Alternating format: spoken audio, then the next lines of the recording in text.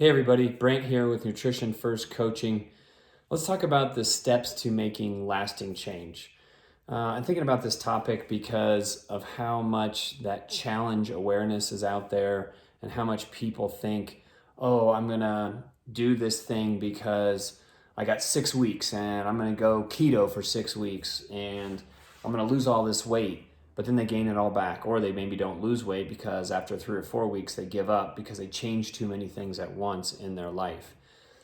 That's a big one to me, is this challenge mentality of a short-term thinking, and that whatever this challenge is they're going to do is going to end at some point, and then it's just back to whatever they were doing before, and no different behaviors or habits have been established.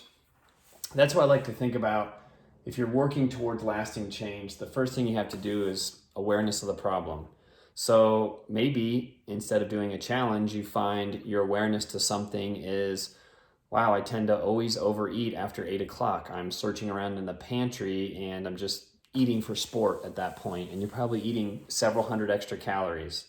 So you identify the problem. The next thing is you need desire to change or improve that situation. So you're like, okay, I don't want to be overweight. I don't want to be unhealthy. If I want to lose weight, I need to eliminate that eating after 8 o'clock when I tend to go in the pantry or eat a bowl of ice cream or XYZ, you name it. And so now you have that desire to improve the situation and you've already identified it. So the next thing is going to be exploring the possible solutions. And I say explore because you're going to have to try to figure out something that works well for you. Maybe that's making a cup of no-calorie tea, and there's no stimulants in it or anything, and that's something you can sip on for a while because it's warm, and that kind of takes the place of putting something to your mouth or eating. And maybe that's going to brush your teeth, and once you brush your teeth and you don't want to eat anything because then you have that nice, clean, fresh breath.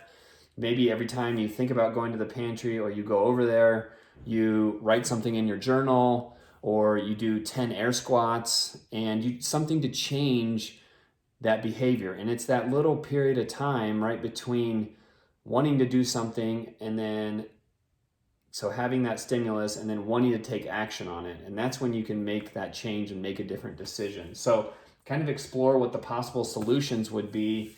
And then lastly, implementing a solution into your life. And this is where, as you're exploring these different possibilities, you're probably going to have to try something different, see if it works, refine it.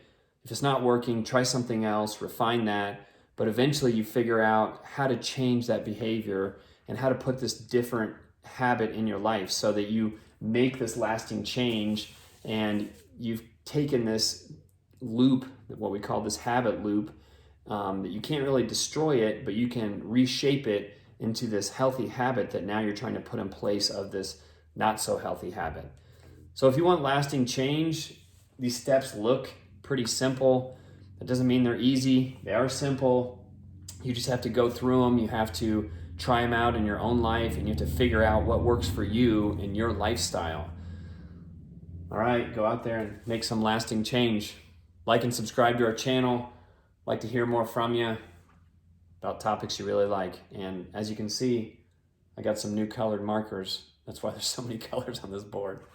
All right, take care.